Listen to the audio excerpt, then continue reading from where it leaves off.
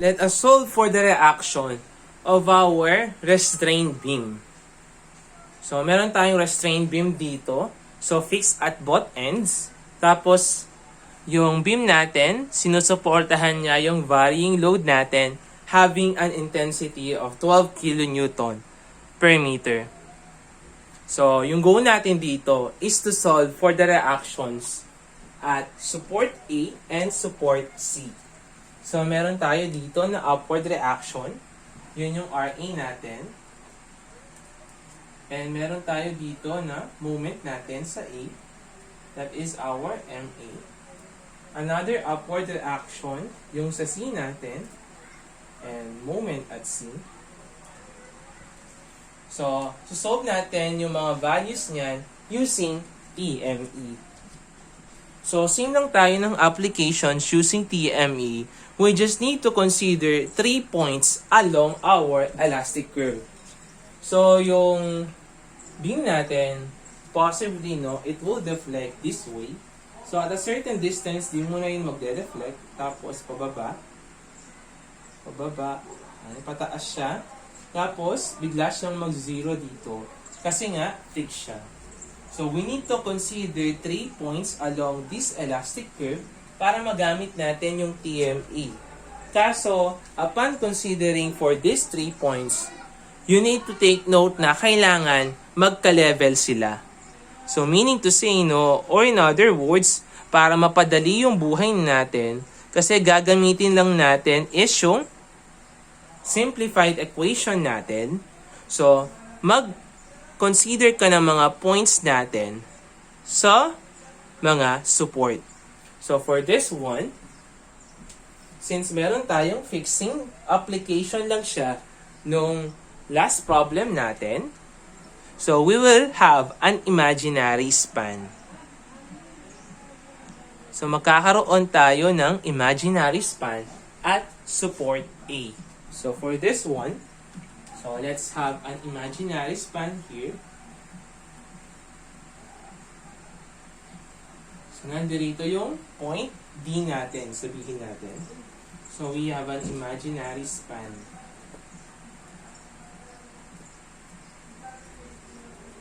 So, let's consider now, we have 3 points now. So, we will solve for the value of our moments. So, let's consider points D, A, at saka C.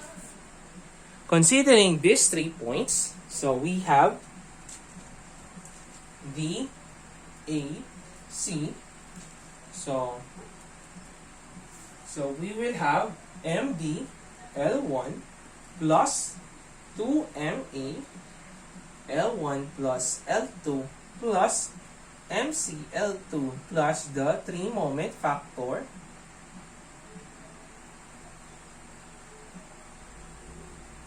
is equals to 0 kasi nga support siyang nangayan, hindi naman sila magde-deflect.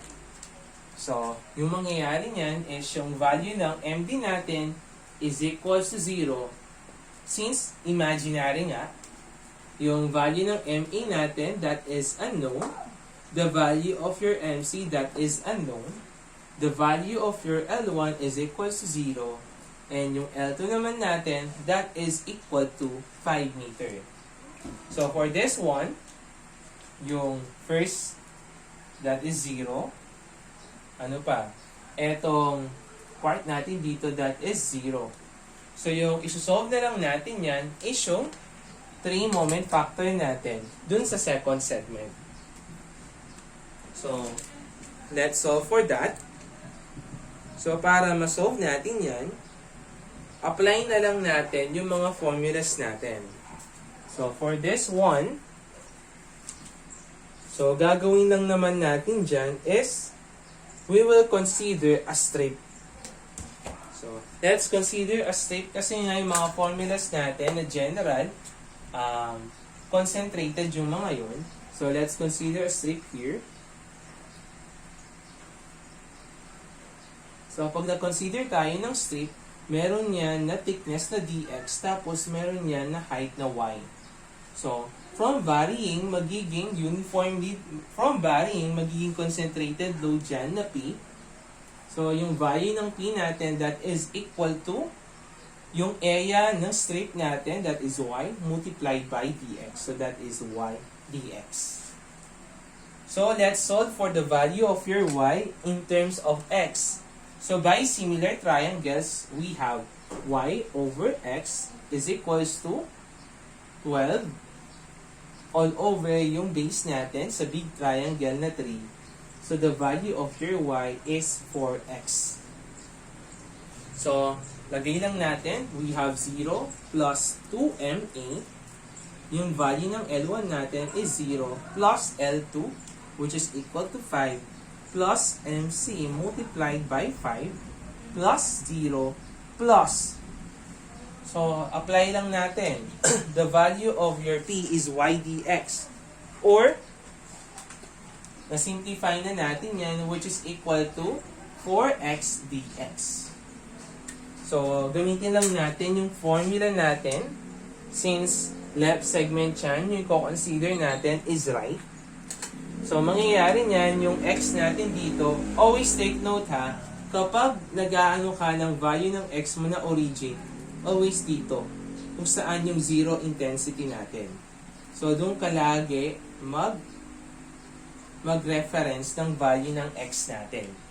So, for this one, yan yung gawin nating x.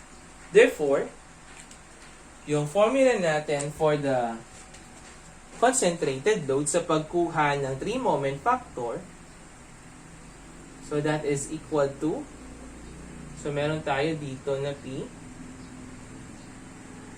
So, A, B, N. So, pagkuha ng 3-moment factor natin, sa 6A2B2 bar over L2, that is equal to P near na B all over L, L squared minus B squared.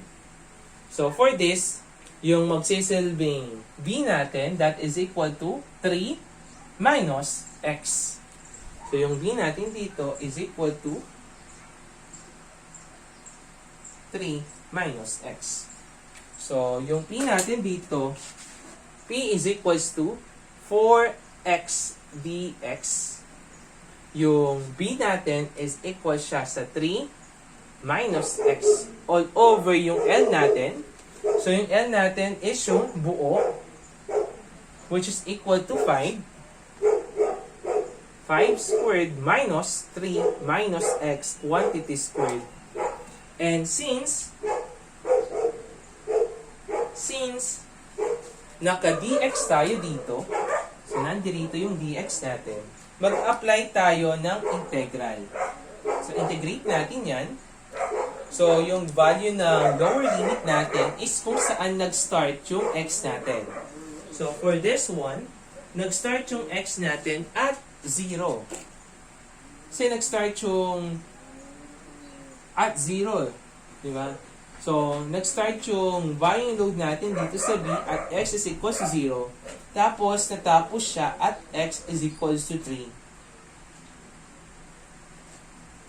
So, equals 0. So, simplify lang natin yung equation natin. So, we will have 10 MA plus 5 MC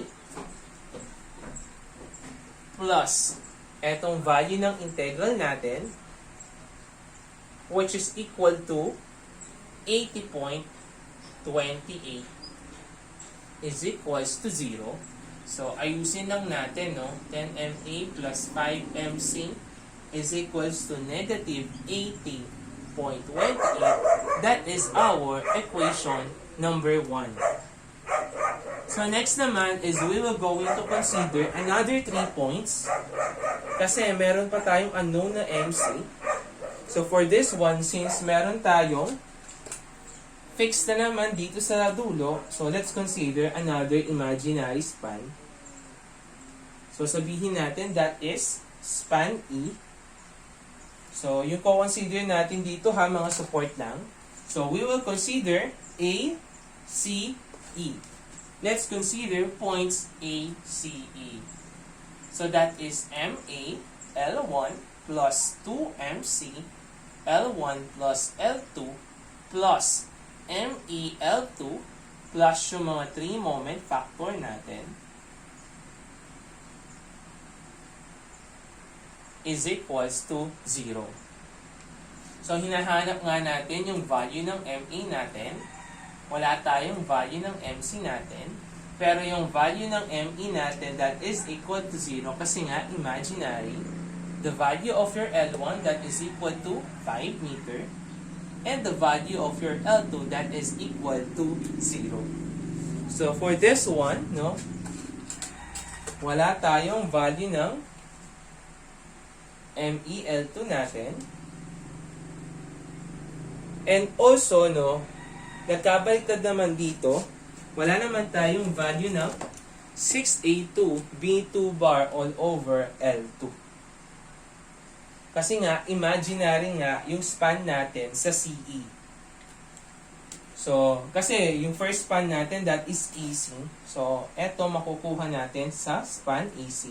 Yung susunod naman, makukuha naman natin yan sa span CE. So, yung pinoproblema na lang natin yan is yung value ng 3 moment factor natin at span AC.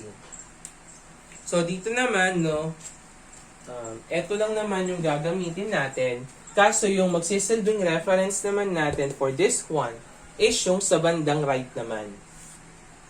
So, for this one, so, yung distance ng P natin, with respect naman dito sa left section natin, that is equal to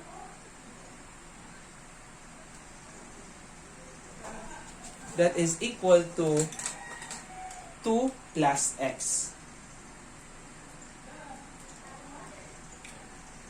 So, kung ilalagay natin sa equation natin yan, so yung MA natin,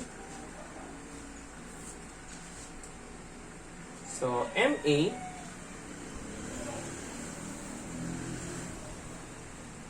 yung L1 natin, that is equal to 5 plus yung 2MC 5 plus 0 plus 0 plus yung integral yung y natin, that is yung p natin 4x dx, and yung distance natin dito, since first segment yung AC natin, yung magiging reference natin dyan is yung left. So, second segment is yung right naman. So, for this one, yung left naman yung gagamitin natin. So, in computing for 6A1, A1 bar over L1, yung formula natin dyan, same lang naman, PA over L squared minus E squared. So, for this, no, ito yung magsisilbing reference natin, yung bandang left. At dito naman, yung bandang right naman. So, for this, no, solve natin yan. So, yung A natin dyan, that is equal to 2 plus x all over yung total length ng ano natin, beam natin, that is 5 meter. 5 squared minus 2 plus x quantity squared is equals to 0. So, that is 5MA plus 10MC plus, so since meron tayong value ng dx dito, so yung gagawin natin is mag-a-apply tayo dito ng integral. So, nag-start yung value, yung lower limit natin is nag-start yung varying load natin at x is equals to 0. Tapos yung upper limit naman niya is natapos naman siya at x is equals to 3. So, you will have a value of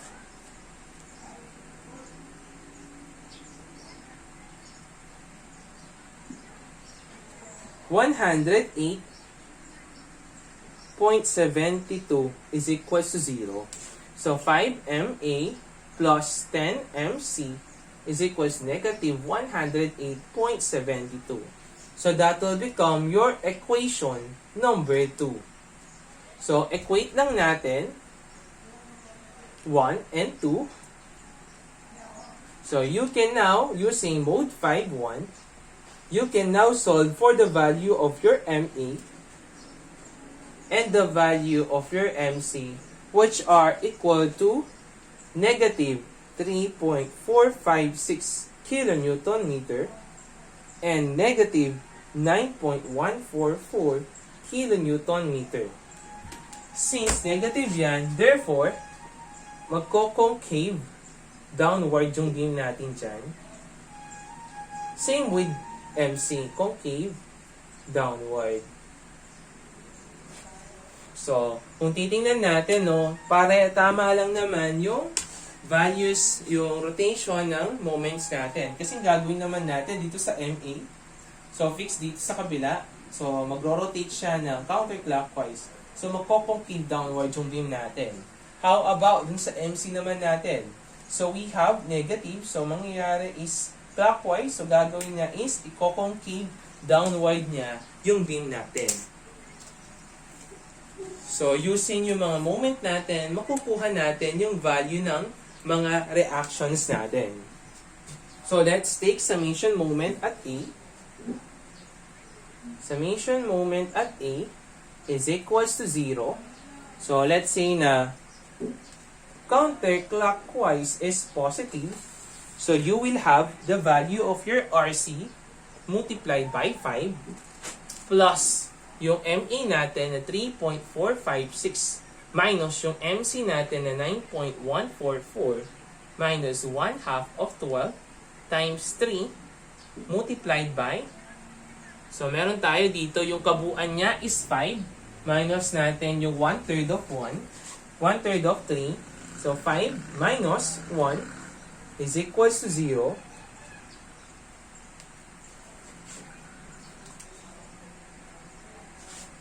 One-third of, so 5 minus 1/3 of 3. So RC is now equal to 15.5376 kilonewton upward. So summation moment naman tayo sa C para makuha naman natin yung value ng RA natin. Clockwise is positive, so we have RA multiplied by 5 plus naman yung MC natin minus yung MA natin minus 1/2 of 12 yung varying load naman 1/3 of 3 is equals to 0. So yung value ng RA natin is now equal to 2.4624 kilonewton upward. So, ganyan yung mga formulas natin or yung mga solution natin using 3-moment equation. Siyempre, bukod dyan, no, mas pinadali yung PME natin, pero merong mas dadaling solution dyan since fixed both ends yung mga beam natin. So, yung tawag natin dyan is restrained beam. So, napag-aralan nyo na to sa matrix structural analysis. So, gagawin natin dito is a-apply natin yon. So, i-apply natin yung konsepto ng fixed end moment. So, we will going to apply fixed end moment here. So, balikan lang natin, no? So, let's say we have a beam here. Meron tayong beam dito. Ayan. So, fix siya at both ends. Tapos, kukunin natin yung value ng FEM natin ng load P natin. Sabihin natin, this is A, tapos this is B, tapos that is L. So, hahanapin natin yung value ng mga moments natin at point A at saka dito sa C. So, gagawin lang naman natin dyan is hahanapin natin yung mga moments natin. So, obviously, yung mga moments natin, since i-concave downward niya yung mga beam natin, ganito yung rotation ng MA and lalabanan naman siya ng value ng MC natin. So, para malaman natin yan, so, meron tayong formula dyan, which is equal to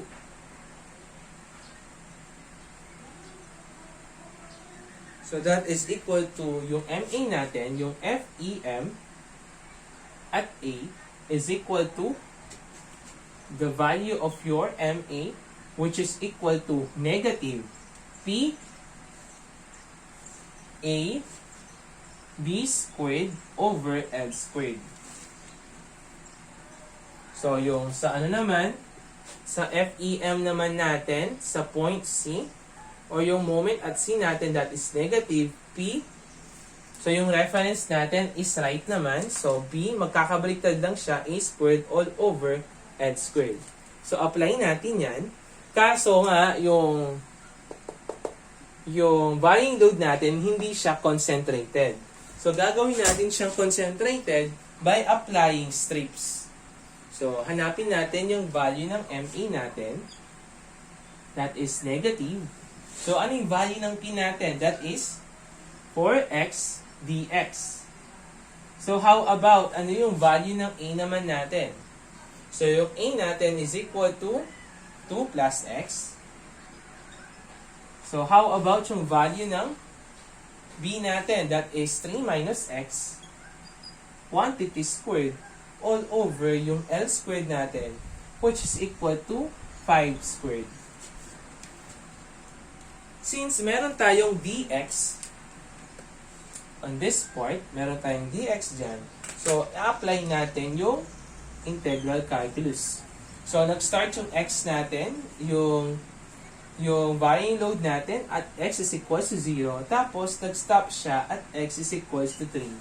So, applying integral calculus, so you will have the value of your MA, which is equal to negative 3.456 kilonewton meter concave downward. And how about your moment at C? Ito bagang negative. So, yung P natin, that is 4x dx. So, magkakabaliktad lang siya. Pagbaliktad lang natin, squared all over 5 squared. So, integral 0, 3.